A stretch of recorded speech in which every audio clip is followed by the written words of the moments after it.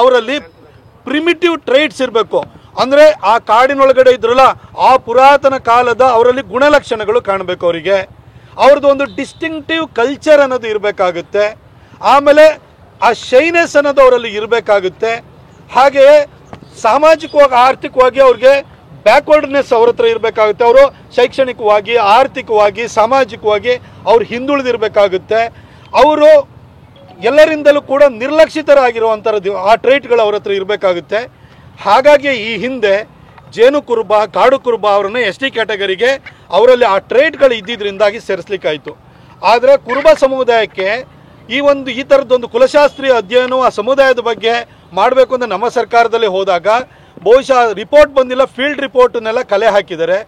ಖಂಡಿತ ನನ್ನ ಜ್ಞಾನದ ಪರಿಧಿ ಒಳಗಡೆ ಹೇಳ್ತೀನಿ. ಯಾಕೆಂದರೆ ಪರಿವಾರ ತಳವಾರದವರಿಗೆ ಸಿದ್ಧಿ ಸಮುದಾಯಕ್ಕೆ ಅವ್ರನ್ನ ST ಕ್ಯಾಟಗರಿಗೆ ಸೇರಿಸಿದಂತಹ ಒಂದು ಅನುಭವ ನನ್ನ ಒಂದು ಆ ಸಂದರ್ಭದಲ್ಲಿ ನಾನು ಮಾಡಿದಂತಹ ಪ್ರಯತ್ನಗಳ ಆಧಾರದ ಮೇಲೆ ನಾನು ಹೇಳ್ತೀನಿ. ಕುಲಶಾಸ್ತ್ರೀಯ ಅಧ್ಯಯನದಲ್ಲಿ ನೀವು ಈ 5 ಪ್ಯಾರಾಮೀಟರ್ ಮಾನದಂಡಗಳಲ್ಲಿ ಕುರುಬ ಸಮುದಾಯ ಕ್ವಾಲಿಫೈ ಆದರೆ ಮಾತ್ರನೇ ನೀವು ರೆಕಮೆಂಡ್ ಮಾಡಲಿಕ್ಕಾಗುತ್ತೆ. ಇಲ್ಲದಲೇ ಸುಮ್ಮನೆ ನೀವು ರಾಜಕೀಯಕ್ಕೋಸ್ಕರ ಇಲ್ಲಿಂದ ಕ್ಯಾಬಿನೆಟ್ ಡಿಸಿಷನ್ ತೊಗೊಂಡು ಮೇಲ್ಗಡೆ ಕಳಿಸ್ತು ಅಂತ ಹೇಳಿದರೆ registrar general of India ಒಪ್ಕೊಳ್ಳಲ್ಲ.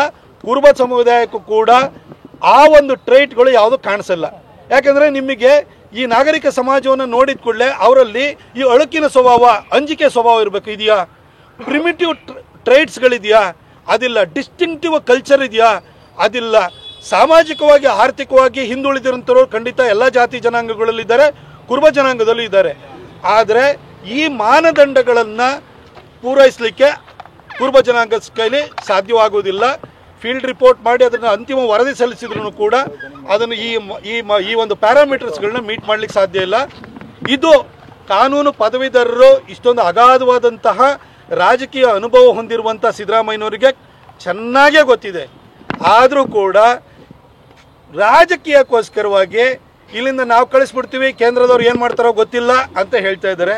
Sir, ಕುಲಶಾಸ್ತ್ರೀಯ ಅಧ್ಯಯನದಲ್ಲಿ ಈ 5 ಮಾನದಂಡಗಳಿಗೆ ಪೂರಕವಾದಂತಹ ಅಂಶಗಳು ಕುರುಬ ಸಮುದಾಯದಲ್ಲಿ ಇದೆಯಾ ಅಂತ ನೀವು ಗುರುತು ಮಾಡಿದ್ದೀರಾ ಸರ್? ಸಾಧ್ಯನೇ ಇಲ್ಲ. ಇಷ್ಟಾಗಿಯೂ ಕೂಡ ನೀವು ಕೇಂದ್ರ ಸರ್ಕಾರಕ್ಕೆ ಕಳಿಸ್ಬಿಡ್ತೀವಿ, ನಾವು ಕೊಡ್ತೀವಿ ಅಂತ ಹೇಳ್ತಿದ್ರಲ್ಲ. ಇನ್ನೂ ಉಳಿದಿರುವಂಥ 2.5 ವರ್ಷ ನಿಮ್ಮ ಚೇರನ್ನು ಭದ್ರ ಮಾಡ್ಕೊಳ್ಳೋದಕ್ಕೋಸ್ಕರವಾಗಿ ನೀವು ಇಡೀ ಸಮುದಾಯವನ್ನು ದಾರಿ ತಪ್ಪಿಸ್ತಾ ಇದ್ದೀರಿ. ನಾನು ಕುರುಬ ಸಮುದಾಯದವ್ರಿಗೆ ಹೇಳ್ತೇನೆ, ನಿಮಗೆ ST ಸಮುದಾಯಕ್ಕೆ ಸೇರಿಸೋದಕ್ಕೆ ನಾವೇನು ವಿರೋಧ ಇದಿಲ್ಲ. ಆದರೆ ಲೋಕಸಭೆಯಲ್ಲೇ ಮಾಡಿರುವಂಥ ಕಾಯ್ದೆಗಳಿಗೆ ಅನುಗುಣವಾಗಿ ಕುಲಶಾಸ್ತ್ರೀಯ ಅಧ್ಯಯನ ಮಾಡಿದರೆ ಇದು ಕ್ವಾಲಿಫೈ ಆಗುವಂಥದ್ದು ಕಷ್ಟ. ಹಾಗಾಗಿ ಸಿದ್ದರಾಮಯ್ಯನವರು ಇದು ಗೊತ್ತಿದ್ದು ಕೂಡ ನಿಮ್ಮನ್ನು ದಾರಿ ತಪ್ಪಿಸ್ತಾ ಇದ್ದಾರೆ. ದಯವಿಟ್ಟು ನೀವು ಕೂಡ ಪ್ರಜ್ಞಾವಂತರಿದ್ದೀರಿ, ಇದನ್ನು ಅರ್ಥ ಮಾಡ್ಕೊಳ್ಳಿ ಅಂತ ನಾನು ಎಲ್ಲರಿಗೂ ಮನವಿಯನ್ನು ಮಾಡ್ಕೊಳ್ತೀನಿ.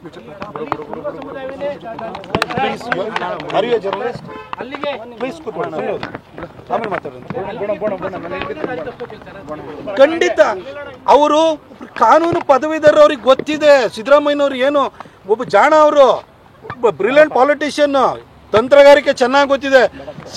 DK ಶಿವಕುಮಾರ್ ಅವ್ರನ್ನ 2.5 ವರ್ಷದಿಂದ ಚೇರಿಂದ ದೂರ ಇಟ್ಟಿದ್ದಾರೆ ಅಂತಂದರೆ ಅವರು ಜಾಣ ಇಲ್ದಲೇ ಇರ್ತಾರ? ಅವ್ರಿಗೆ ಗೊತ್ತಿದ್ದು ಕೂಡ ಅವರ ಚೇರ್ನ ಭದ್ರ ಮಾಡ್ಕೊಳ್ಳೋದಕ್ಕೋಸ್ಕರ ಇಲ್ಲಿ ಬಾನು ಮುಷ್ತಾಕ್ ಅವರನ್ನು ದಸರಾ ಉದ್ಘಾಟನೆ ಕರೆದಿದ್ದಾರೆ. ಈ ಕಡೆ ಕುರುಬ ಸಮುದಾಯದವ್ರನ್ನ ದಾರಿ ತಪ್ಪಿಸೋದಕ್ಕೋಸ್ಕರ ನಿಮ್ಮನ್ನ SC ಕ್ಯಾಟಗರಿ ಸೇರಿಸ್ತೀವಿ ಅಂತ ಹೇಳ್ತಾ ಇದ್ದಾರೆ. ನೀವು ಅವರಿಗೆ ವಿಶೇಷವಾದಂಥ ಸವಲತ್ತನ್ನು ಕೊಡಿ. ಅವ್ರಿಗೇನಾದ್ರೂ ನೀವು ರಿಸರ್ವೇಷನ್ ಪಾಲಿಸಿ, ಈಗ OBC ಒಳಗಡೆ ಮುಸಲ್ಮಾನರನ್ನ ಸೇರಿಸ್ಕೊಂಡು ಕೊಡ್ಲಿಕ್ಕೆ ಹೋಗಿದ್ರಲ್ಲ, ಅಲ್ಲೇನಾದರೂ ಅವರಿಗೆ ದಾರಿ ಮಾಡಿಕೊಡಿ. ಅದು ಬಿಟ್ಟು ಅವರಿಗೆ ಅವರನ್ನು ದಾರಿ ತಪ್ಪಿಸುವಂತಹ ಪ್ರಯತ್ನವನ್ನು ಮಾಡಬೇಡಿ ಅಂತ ಕೇಳ್ಕೊಳ್ತೀನಿ.